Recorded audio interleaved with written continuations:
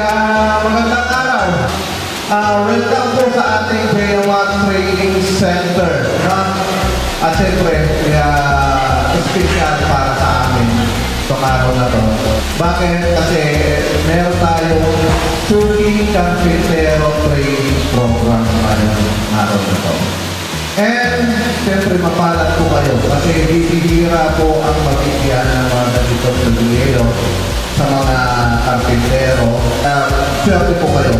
Ngayong araw, magsama-sama tayo hindi lang para matuto, kundi para lalo pang paikingin ang ating galing, kasanayan at tiwala sa paggamit ng ating kaya magpapala.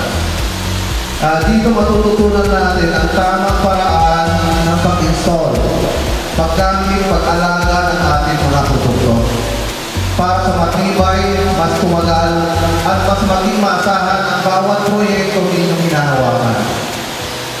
At siyempre, hindi magiging posible ang pagtitipon nito kung wala ang mahal nating hardware partners.